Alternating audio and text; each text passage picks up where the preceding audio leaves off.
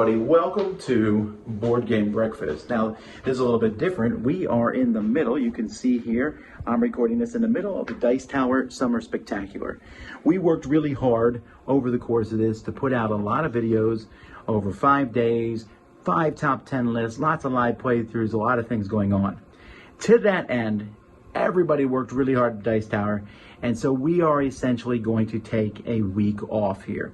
We're going to be just relaxing, playing some games, but just spending time with our families.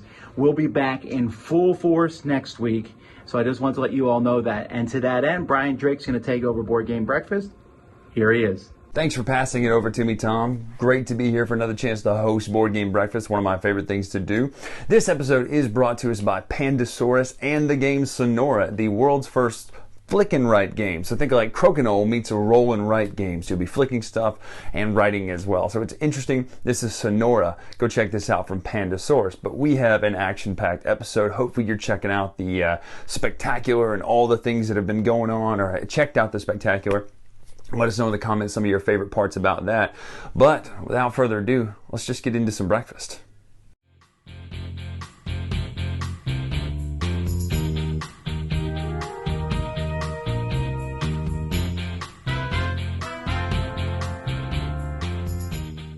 So today on What I Found on the Internet, now you know it's normally called What I Found on the Internet, but being this is my third or fourth breakfast to host, I like to do an illusion in this segment, right? So I found something on the Internet, or I should say something found me. A buddy of mine, Brent, sent me these cards. These are the Red Fox playing cards, and there's something very interesting, and I'm going to try to show you here in a minute. It may not pick up on the camera. They're red filtered, which means you wear the old school, like half of a 3D glasses, the red side, and you filter out the red, and it does some really amazing things on these cards. Not to mention the cards look amazing, so go check out these Red Fox playing cards. They were a Kickstarter, I believe, but he sent me a pack to check out, and they're gorgeous, so absolutely gorgeous. So in honor of that, the other thing people always ask me, Bryan, how come in these illusion segments you use just regular playing cards? Well, not today. Not today. We're going to be doing some sleight of hand with some gaming components, and let me tell you something. It's a lot harder because they're not cut to be perfectly squared on the ends. As someone who deals with cards quite a lot and the necessity of perfectly trimmed cards, it gets pretty knacky sometimes when I'm trying to just play around with cards that are not playing cards. So without further ado, here's some magic.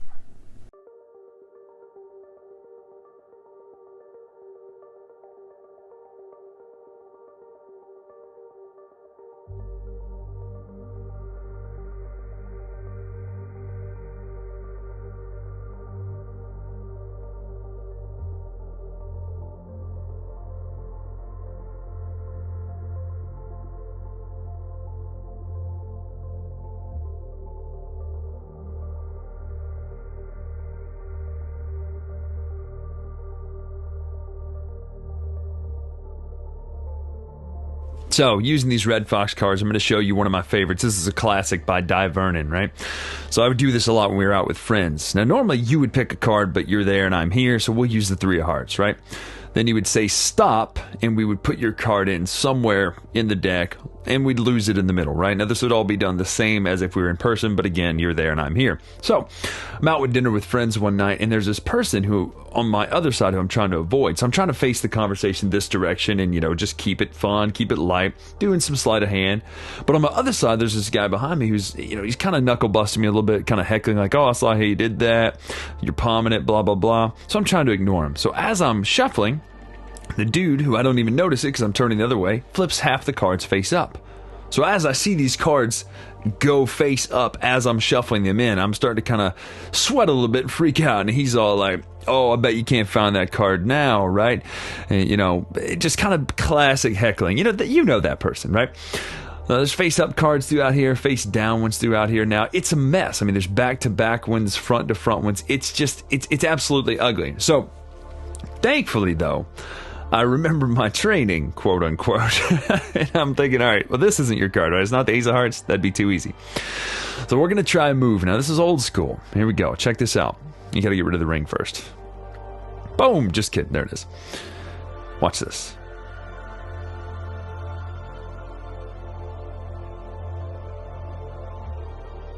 Did you see it? See, because what happens is all of the cards now are face up, except one card. that one card is the three of hearts.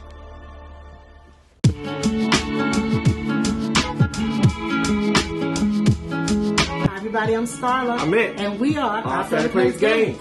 And today we're going to talk about another one of our favorite family games. Clank from Renegade Studios. This is the jam here. Yeah. Clank, you are underneath a dragon's lair, and you're trying to steal the treasures of the dragon, but you gotta be quiet. You gotta sneak. Yeah, because if you Gotta don't, sneak. you're gonna make a clank, and you're gonna disrupt the dragon. Them clanks, man. Yeah, you don't want that.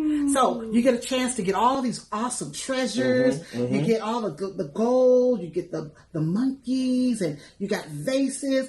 I mean, it's just so much stuff. Now, what's the cool thing about it? It's a drafting game. It is a drafting It's a card game. drafting game. Yes. But the cool thing about it, you got It a has a board. board. It has a board with it. Yes. And not just one board, but another board underneath. Underneath. That's a little bit tougher. But the thing is, you got to get into the tunnels, and you got to get into the cave and get your treasure, one of these nice everything treasures, you want. and get as much as you can, and then get out. Before everybody else gets Yeah, out. Don't out. get left behind. And if this dragon starts, if you start stumbling, you got to go in that little bag, and if you get hit, you start dying. And if you get caught beneath in the I guess in the cave, Yes. you die. Yeah, the tunnels. And they give you all these cards that's going to help you navigate the tunnels. There's some really good cards. And then, of course, there's the bad. Yeah. Several of them. Yeah. But you know the one I'm talking about. Mr. Whiskers, The that cute- cat. He's so cute. It's that cat, y'all. He's so bad. Woo, that cat. You don't want none of Mr. Whiskers.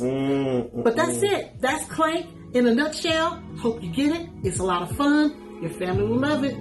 Bye-bye now. Bye, Have a good everybody. breakfast.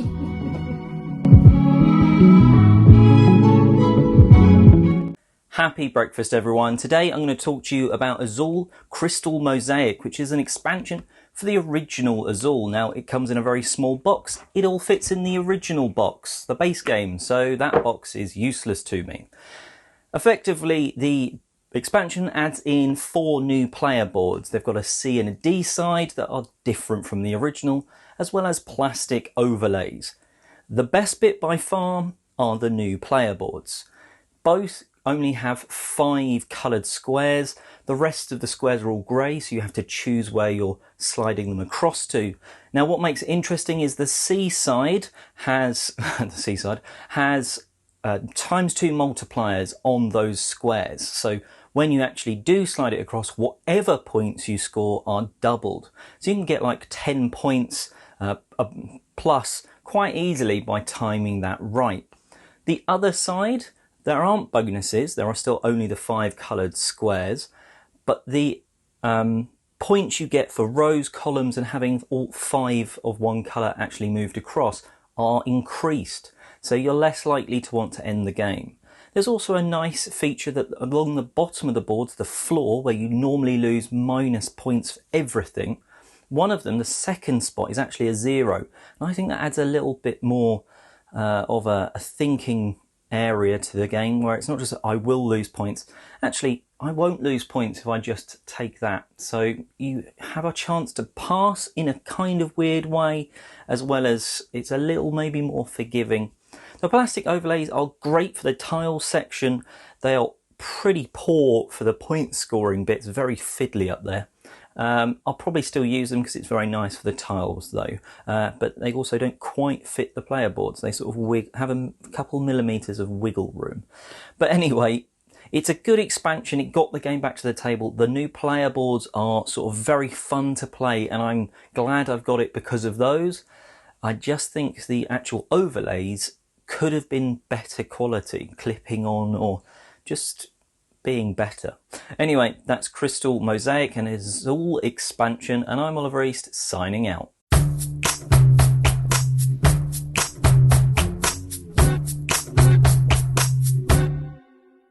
So when it comes to reviewing stuff that's not game-based, my segments are going to kind of bleed together a little bit today, like I mentioned.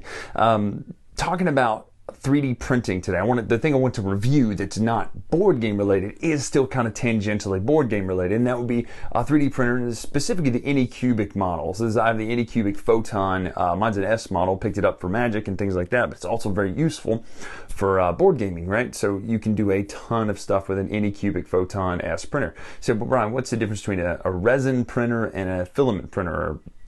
The main difference is you use a liquid resin in a vat that the arm comes down and grabs, and it just prints using a light in the bottom of a clear screen in the bottom of the vat of liquid to print one layer at a time by freezing that resin in the shape based on that. And you can get some very clear, very neat, nice, just detailed, hyper detailed prints with very little mold lines, they're not mold lines, very little lines and layer lines. So it's a beautiful way to print.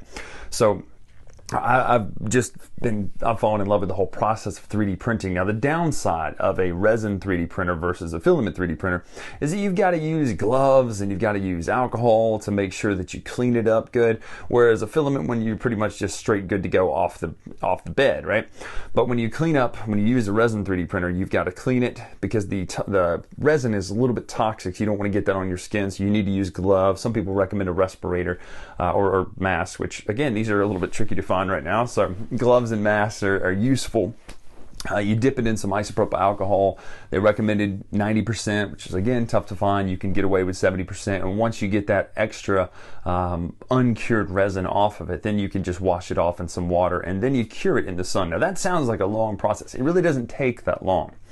But to me, it's worth it for the absolute clarity of design that you can get. Now, the other downside of the Anycubic Photon model is you can't print quite as large things on it. So if you want to print full game inserts, you're going to have to break those up and print them out a little bit at a time. Now, there are a lot of great slicer programs. These are programs that will allow you to take the 3D image that you're thinking of, or that you've designed, or that you've purchased, or that you've got from somewhere like Thingiverse, put it in there, and it'll slice it up for your specific printer. That way it knows how to get those layers done. But I highly recommend checking out the Anycubic Photon model. It's just phenomenal resin 3D printer, pretty affordable price as well. So if you want to get into this, it's fun, right? It's just an enjoyable experience. So that is a review this week. Anycubic Photon S, or Photon, either one, but definitely S is a great model.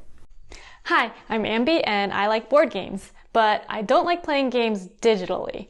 I'd tried playing digital games on like different apps or sites like Board Game Arena or 18xx.games, and I didn't like them that much because I like seeing everything on the table at once, and usually with digital interfaces I haven't had a good time being able to see everything and being able to handle the cards and stuff. So I have avoided digital games for the most part. So with the virtual gaming con, I was a little hesitant but also hopeful because I hadn't tried Tabletopia before, and that looks more like a board game on a table. So I played a game and I still did not like digital board games. I liked playing the game with the people, chatting on Discord while playing, but I didn't like Tabletopia, the interface, because it was laggy for me and it was really hard to move things. I kept trying to move cards to different areas and they kept falling over and not going where you want them to go to unless you put it exactly in the right spot. So I thought maybe I just shouldn't play digital games at all. I had been putting off getting Tabletop Simulator because I haven't enjoyed these other digital board games, but I finally got it because I wanted to play The Crew, and I actually had a really good time with that. It worked a lot smoother than I expected, and I don't know if it was because of the program or the specific mod, but it had pretty decent rules implementation, and the cards went where I wanted them to go, and I could see everything that I needed to see at the same time.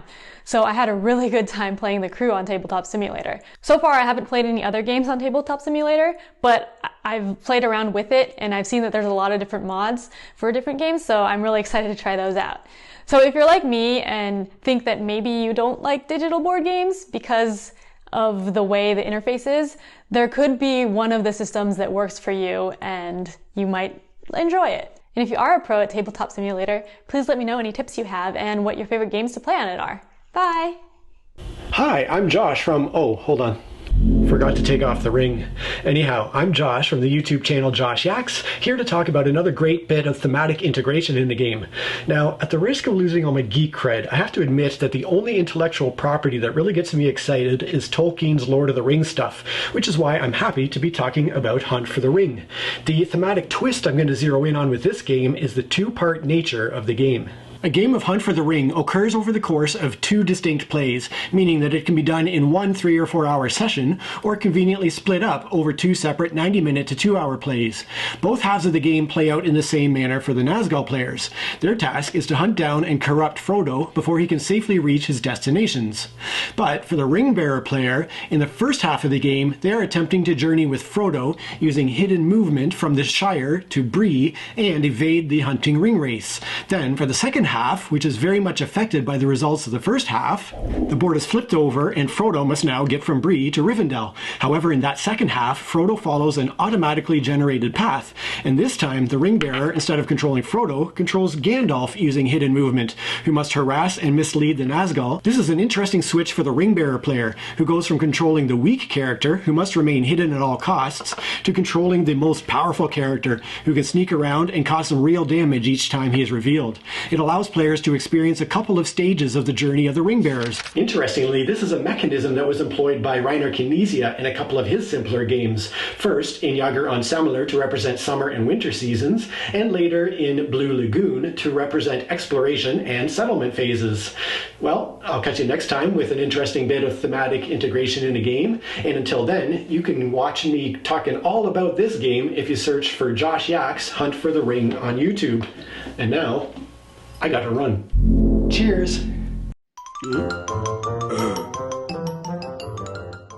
So, Dice Tower Productions this week, pretty basic, pretty straightforward, taking a little bit of time off, Tom and the crew taking a little bit of time off, recovering from the spectacular. There will be daily chats every night. Hope you're enjoying those. I know I've had a blast hosting some of those, getting to talk to people like Emerson Matsuchi and Glenn Drover, and then Carla was my guest host on one, and that was just a lot of fun to get to do, and you got to hear her talk about us and how we met, all that sort of fun stuff. So that's fun. That's been a blast. So those will continue, as well as your normally scheduled stuff, but less reviews this week due to just taking some time off from the spectacular. So let's keep rolling here with breakfast.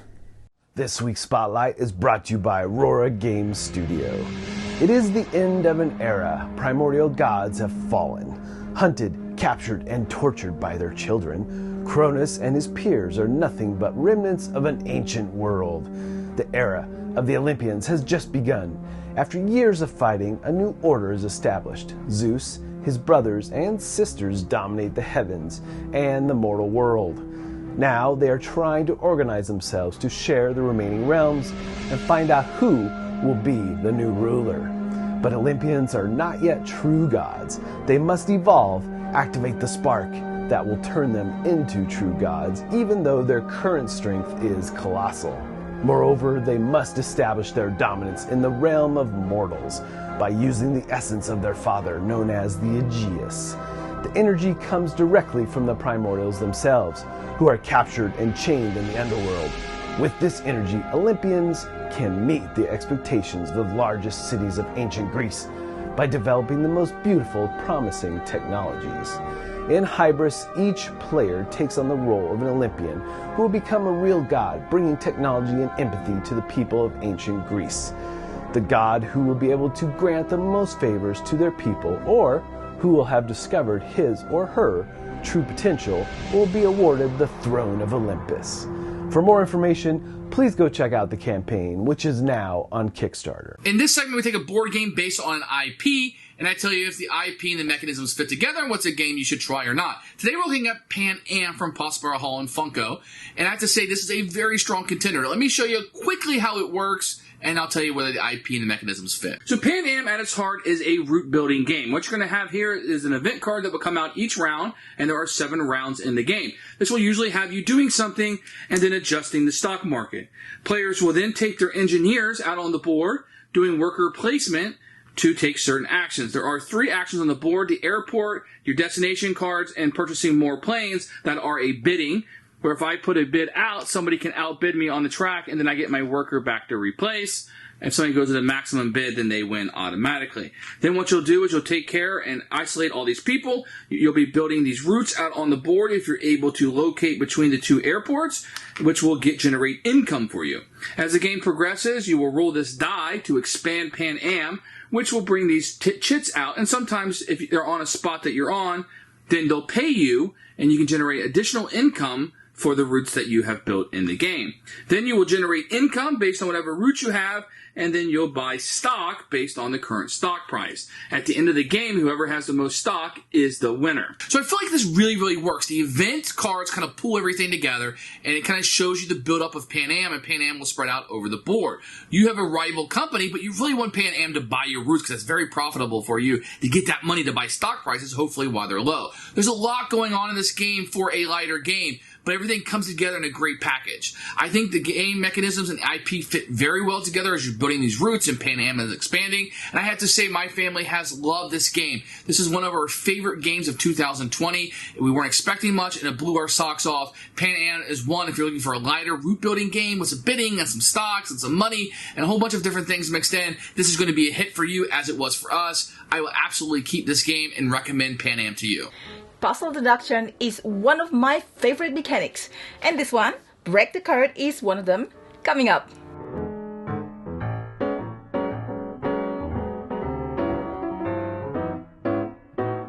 Hi, it's Stella. Break the Card is a reskin of a game that was released in 2017 called Tagiron. I think that's how you say it. It's a puzzle deduction game where you're trying to guess the numbers on your opponent's tiles and what color on a 2-player game. On a 3 or 4-player game, you're trying to guess the face-down tiles in the center instead. Each player has privacy screen that hides their tiles and a sheet that helps in deducing the numbers. As you can see on the player sheet, there's no duplicate for numbers with the same color except number 5 green. There are question cards in the center that you can pick one from to ask your opponents as the way of deducing the numbers.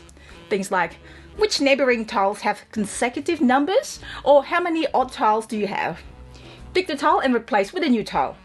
So in a 2-player game, you win by guessing all 5 tiles that your opponent has. While in the 3 or 4-player games, you win by guessing the numbers of middle tiles, 4 or 5 of them. I can think of one puzzle deduction game in similar difficulties, which is Clock Cards by Hybris. Break the Card may not be as challenging for some as other puzzle deduction games like Cryptid or even Alchemist, but this one game is the one that family can enjoy. Well, thanks for watching. We are on the Dice Tower How to Play and Pocket Playthrough videos and Meeple University on YouTube. See you next time.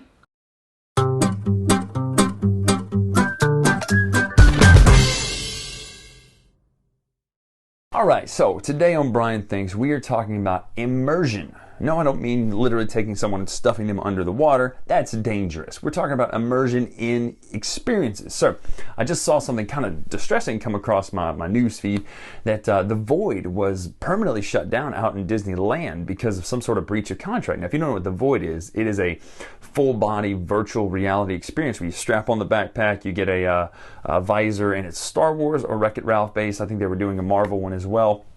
Just an absolutely phenomenal experience. And one of the designers, Curtis, I run into him all the time because he's also a magician. And so I found out about the Void a long time ago. But basically, you're immersed in this virtual world. And when you are walking around, it's the craziest experience in your life because you're in a Star Wars level. Basically, you're in a map.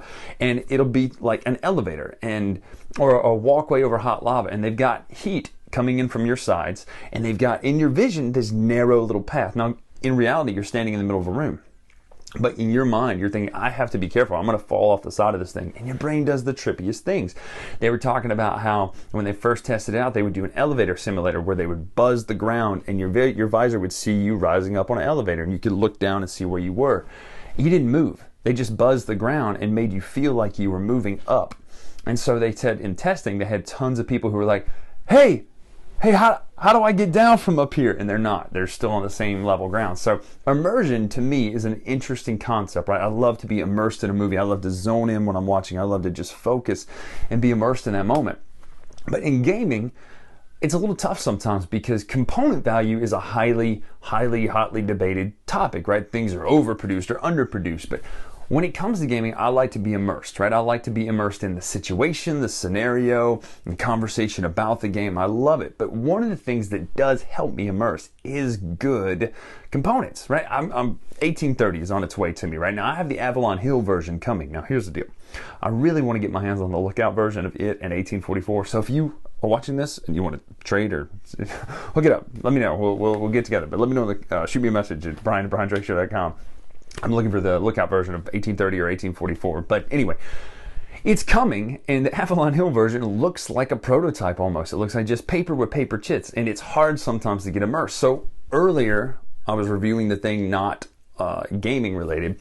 A 3D printer has insanely helped get more immersion for me out of gaming. Painting my components has helped me get a lot of immersion out of gaming. You notice that I've painted the Tzolk'in calendar, and it just looks so great. Well, and then I 3D printed some pyramids and put them on there, you know, Chichen Itza and Tikal and all those sorts of things, and put them on the board where it just immerses you even more into a game you love. I don't know, it's not necessary. No, there are some people who are like, nah, I'd rather just push around paper on paper, and that's fine. But for me to continue deepening this experience, because I love the hobby so much, immersion is important. So let me ask you a question. What are some of the ways that you find yourselves enhancing the immersion experience of gaming? Is it music? Is it food themed to it, right? If you're playing World's Fair 1893, do you get cotton candy? Do you do things like that? Like, do you plan these moments where you can immerse yourself into gaming? So let me know in the comments below what you do to immerse yourself in the experience more. Or am I completely off base? You're like, no, Brian, I don't need any of that. I don't need to immerse. I'm fine with what it is, just paper on paper. And that's cool too.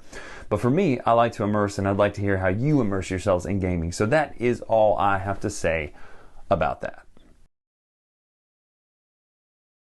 What's up, everyone? My name's Melissa McCack, and this is Smashin' Buttons and Slammin' Cards. This is a segment where I talk about a video game I love and I connect it to a board game I love. And this week, I want to talk about Candy Crush. Now, I'm not really one for Bejeweled or games like Bejeweled, but I started playing Candy Crush because the person I liked was playing Candy Crush, and now they're my significant other. So I sort of have a kinship with Candy Crush, I guess. But anyway, I would like to connect that to Potion Explosion. Potion Explosion has that Bejeweled sort of thing to it, kind of like Candy Crush does.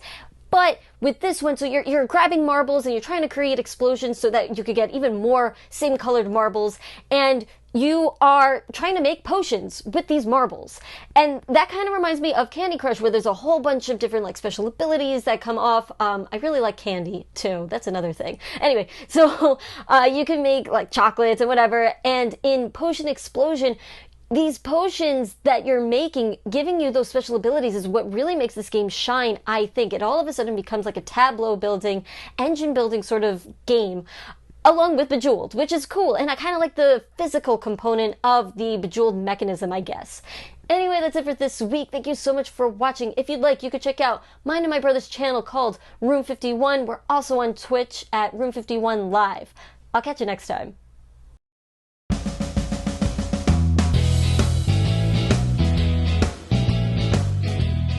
Hello, and welcome back to Retro Board Game Corner. Here I have Pass the Trash, the hoppin' boppin' game of leaping litter, published in 1987 by Milton Bradley. This is a 2 to 4 player game in which you're trying to get rid of all your trash first. Let me set this up and show you how it works. This is what the game would look like set up for 4 players. If there was less than 4 players playing, you would just block off whatever color is not being used with these guardrails. Now, when everybody's ready, you'll say ready, set, go, and then you'll start hitting one of these 2 paddles. One of the paddles would be to advance the garbage trucks around in a circle. The other paddle will be to launch the marbles to try to make it into one of the garbage trucks. But be careful, because one of the garbage trucks has a hole in it. So for example, you will use the truck with the hole to launch marbles, but they'll go into the other player's chute. Now, when you put marbles in the truck with no hole in it, it's just obviously just going to hold the marbles. Now, the winner of the game is whoever can get rid of all the marbles that are in the chute, regardless of the color. And who can ever do that first will win the game. I consider this game a reverse Hungry Hungry Hippos. In Hungry Hungry Hippos, you're trying to get the most marbles or food. And in this game, you're trying to get rid of all your marbles or trash. This game has a little bit more skill and dexterity involved than Hungry Hungry Hippos. Well, that's all the time I have for now. If you have a comment, comment below, or you can tweet them to me at RetroBoardGamer. And as always, may your rolls be high.